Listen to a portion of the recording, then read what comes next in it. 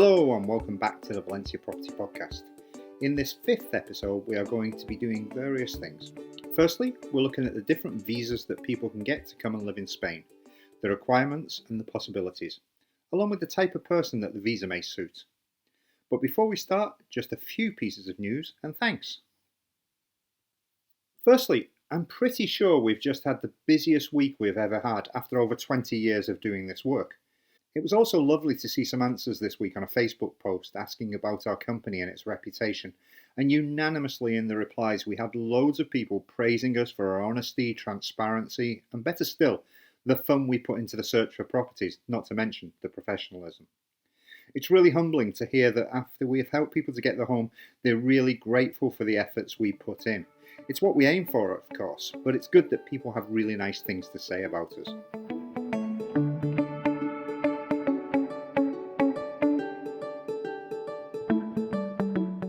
We have uploaded a great selection of properties this week. Take a look at the homepage at valenciaproperty.com. We've also managed to make that appointment we talked about last week, and we've got somebody joining us for the next few months to see if he likes working with us. Paul will be a great asset to the company if he does.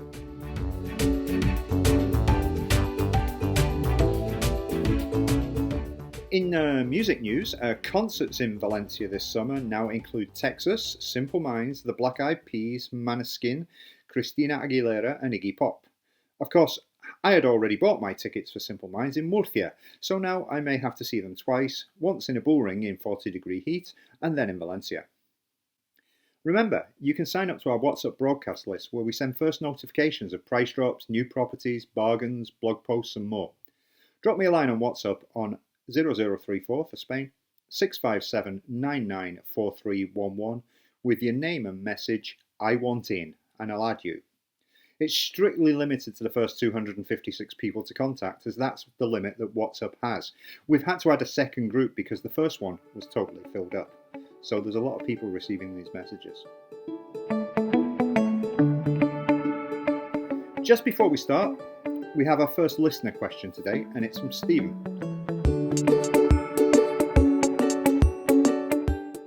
Hello, Graham. I've read all the content on your excellent website, and there's a lot of detail there that's helpful, but it's a little bit overwhelming. So if I'm a buyer coming from a very different place, starting from scratch, in what order do you suggest I make decisions about so that I can get from where I am to ready to buy?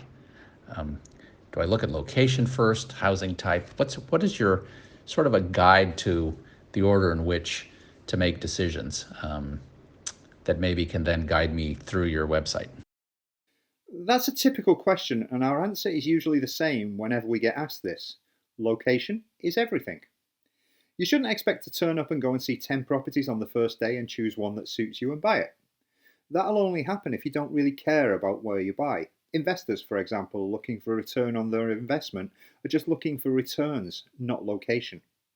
You must first decide on the location, because if you don't like the location, you won't buy the property, however much you like it on photos you see on the internet. Just this week I met up with some potential clients who wanted to know where they should look. After listening to what they wanted from a property, I gave them some suggestions. In their case, it was lots of places on the coast between Valencia and Alicante. They then asked me to take them to see properties, and of course, I had to refuse. There's no way to make a decision on a property if you don't know where you want to be. First, they had to make that choice. Now, for some people, Valencia is the answer and anywhere is okay.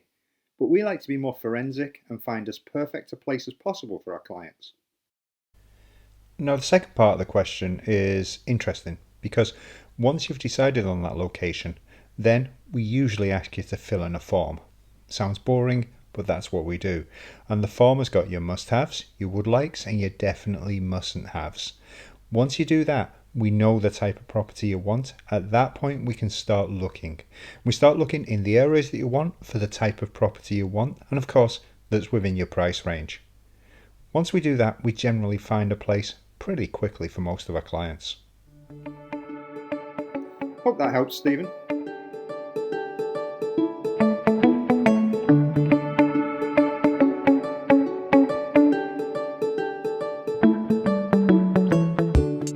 Today, we're talking about visas for coming to live in Spain. We talked about it a bit last week, but we're going to go a bit deeper into the requirements this week, especially for the Non Lucrative Visa, which is a common way of being able to stay 365 days a year in Spain. Before we start though, let's get one thing straight. If you have an EU passport, you have the right to live and work in Spain. No problems, no visa needed. As we said in last week's episode, that's what Brexit has denied to UK citizens. Except all of them who have now got Irish passports from their maternal grandparents, those ex-clients of ours who have made a call on their Greek heritage, welcome soon Christina, or Italian family connections. And no, I don't mean those type of family connections. As far as I know, there are no horse heads left in the beds of anyone. The first visa we're going to talk about is the Golden Visa. This is the easy one, as when you use a decent lawyer, the process is virtually automatic, and a few weeks after making the investment of over 500,000 in property or 1 million in bonds or shares, you have your Golden Visa, allowing you the right to stay in Spain without the obligation to be here, and the freedom to roam around the Schengen area all year without worrying about 90 days in 180 or anything ridiculously old-fashioned and retrograde like that. If you're thinking about the Golden Visa, we have written extensively about it on the blog, and the articles are linked up in the show notes. Bear in mind that if you think that any time in the future you might want the Golden Visa, then you have to think about that in your first purchase for a lower amount. If you don't, then the cost of the Golden Visa may be considerably higher. Why? Well, let's take the numbers. If you buy for 300,000, you only need to buy another 200,000 in order to get the Golden Visa. However, if you buy for 300,000 between two people, that's 150,000 each. So the next purchase would have to be 350 from one person in order to make up that 500,000. It's worth thinking about if you ever may get the Golden Visa in the future. We have clients who've got the Golden Visa by mortgaging their property in the United States, for example, and using the funds to buy a property in Spain over 500k without a mortgage. This is possible for UK clients now, of course, and we've already had one person who's done it this year. That's 2022, by the way. As mentioned in the article on our blog, the best thing about Valencia is that you can split the 500k investment over several properties, giving you a rental income as well as a place to live. That's not quite possible in Madrid or Barcelona because prices are so much higher. Our lawyers can guide you through the process of getting the visa, and we highly recommend using them, as negotiating the minefield of Spanish bureaucracy can be a challenge at times, and is definitely massively time consuming. Contact us for the details if you're interested in property and the Golden Visa. The next visa is the Non Lucrative Visa, and this applies to more people. So, listen up. The Non Lucrative Visa was originally devised for people who have either finished work or don't need to work, i.e. pensioners coming from other countries who wanted to retire in Spain, or people living off income derived from investment, shareholdings, or other things. How do you apply for it? Well, you need to apply for residency through the Non Lucrative Visa initially for 1 year. You have to do this from your home country, and the requirements for the Non Lucrative Visa are as follows. Takes a deep breath. 1. A valid passport with at least 1 year left on it. 2. Proof of residency status in the country from which you are applying. In some cases this is a maybe. There's some countries where you are allowed to apply through the Spanish embassy without having to prove residency in that particular country, but usually you need proof of residency status. 3. You should have a minimum income for getting the Spanish non-lucrative visa of around €2,300 per month, plus an extra €590 per dependent per month if applying as a family. Therefore, a couple, it's basically €2,900. A couple with a kid, €3,500. A couple with 2 kids, €4,100, etc., etc., etc. This income must be there without having to engage in economic activity in Spain. And this is where it can become a bit hazy as to what engaging in economic activity in Spain is, necessitating a new visa, of which we will talk more later. Usually, you'll need to open a bank account in Spain and deposit a year's worth of money to prove this. Opening the bank account, by the way, may prove difficult if your source of income is a non-traditional, e.g. self-employed, freelance, from crypto investments, or from having bought an iffy drawing of an ape wearing a toga and shades as an NFT and then having sold it for a ridiculous amount of money to some even more deluded nutter just a few months later. Expect to be asked by the bank for tax information from the last couple of years to prove that that money is yours or came from an NFT of an ape. 4. You need to have private health insurance, and that private health insurance mustn't have any co-payment. In other words, you pay for prescriptions as well.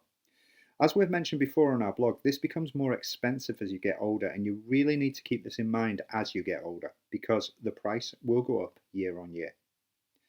5. You need to fill in the Non Lucrative Visa application form, EX01. We've put it in the show notes for you.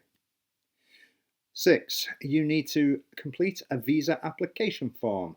We've also put that as a download in the show notes. 7.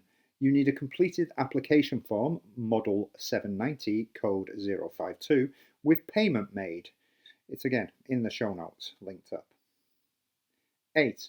You need a medical certificate from your home country showing you are in good health. 9. You need a police check certificate from any countries you have lived in for the last 5 years, just to make sure you're not laundering money all over the place. 10. You may be asked for other papers to accompany those above because this is Spain. In the recommended video today, we show you why this might be so. It's hilarious, make sure you don't miss it. The processing time for the application is around 1 month, he said. Depends on the embassy, depends on the staff, depends on the COVID situation, it depends on a lot of things. Be careful because with COVID it could be longer, so don't just start applying 1 month before. Ask a few months before at your local embassy how long it is taking them to do it at the moment. Once it's granted, you have 90 days to enter Spain and get established, registering your presence with the police within 30 days of arrival. So a maximum of 120 days. So it's 90 days to get here. If you come in on the 90th day, then you have another 30 days to register with the police.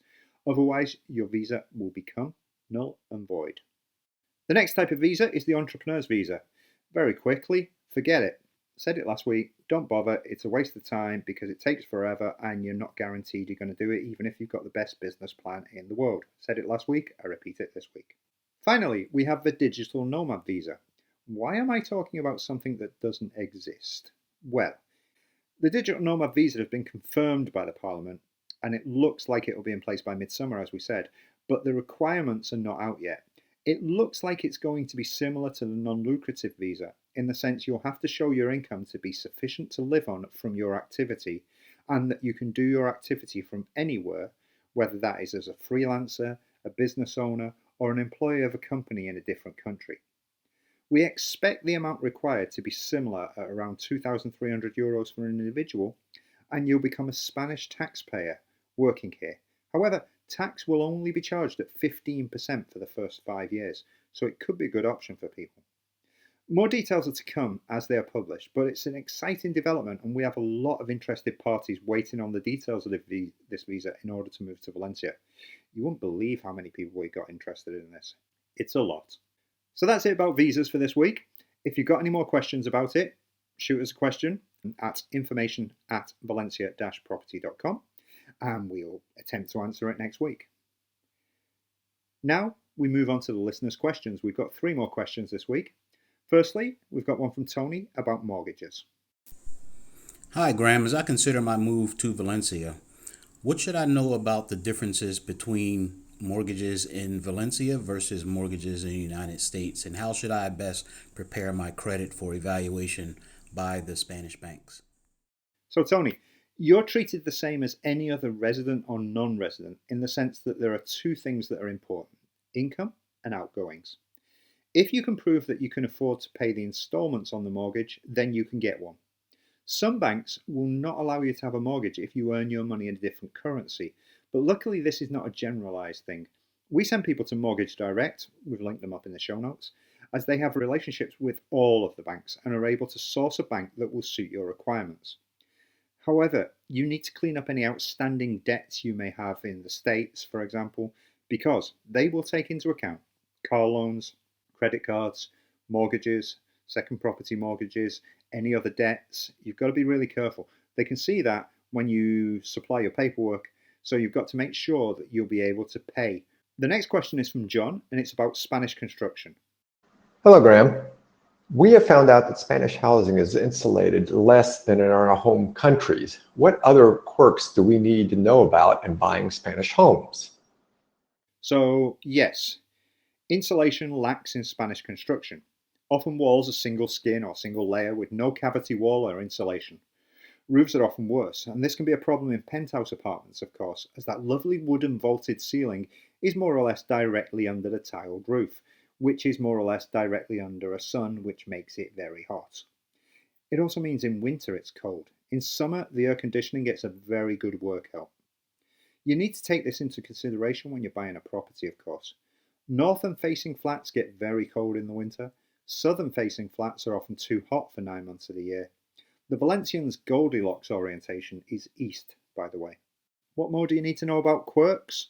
Well, the pillar and beam construction, meaning you can generally knock down interior walls.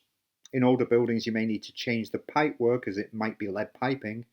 You'll probably need to do the electrics if you don't want everything turning off when you switch on a couple of lights. We talked about a lot of this in the modernisation episode.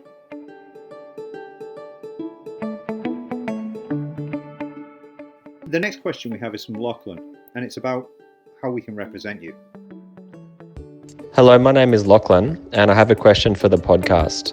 I'd like to know if it's possible to work with you as an agent that can represent us with other agents with properties listed at various different sites, different companies, rather than having to go and see these properties with each individual separate agent. Thank you. So Lachlan, we can represent you with the majority of agents because we've been doing this for years and we have a funnel of clients, and therefore we work with a lot of agents who like working with our clients because they know they have the ability to pay and they're ready to buy. Just think about it. If somebody's coming over from the United States, for example, or Canada, they're going to buy. Otherwise, it's a very wasted trip. It's not like living in Northern Europe where you can just pop down on EasyJet or Ryanair. It takes a bit longer. I've written an article about this on the blog. It's about how we act as, if you like, a personal MLS, a multi-listing system. We go to each agent and say, you've got one property that we're interested in for this client and we want to see it. We go to 7 or 8 agents who might have one property each. So rather than you actually having to go directly to those 7 or 8 agents, who are all going to charge you exactly the same as we do anyway, we make the job a lot easier.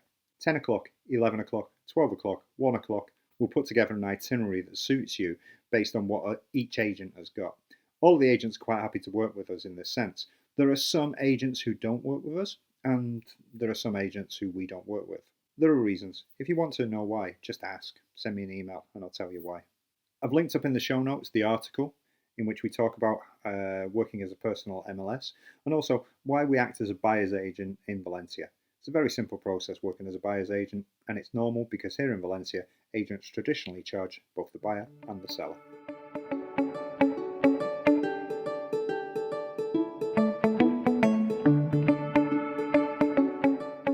So, this week, our recommended video, as I mentioned earlier, is a classic showing Spanish entrepreneurship coming up against Spanish bureaucracy in a shootout for the ages. You've got a link in the show notes, and it's really worth taking a look at. I got you the version with subtitles in case you don't understand Spanish. The original video is 10 years old now, and I think everyone in Spain has seen it and recommended it to everyone they know.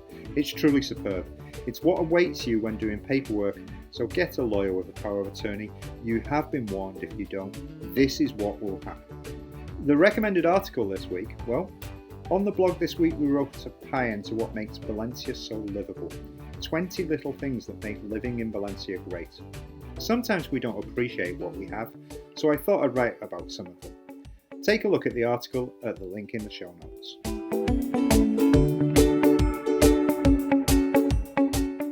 Our recommended property this week, well, among the latest properties we uploaded onto the site, there was a penthouse on Valencia's Golden Mile.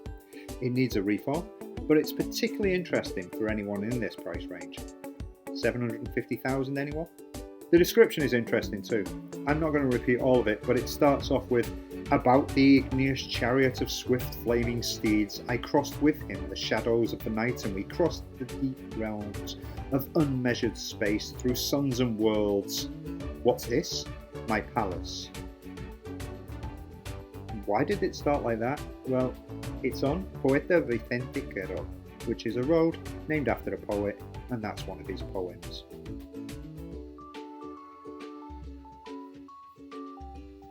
So that's it for this week. That's your podcast. Again, we've tried to keep it down to 20 minutes so that it's interesting for you, and hopefully it's got some interesting information in here for you. If you have any questions, you know what to do. Get in touch with us on information@valencia-property.com or drop me a WhatsApp on 0034 657 994311 and we'll try to answer you. We might answer you directly, we might answer you in the form of the next podcast.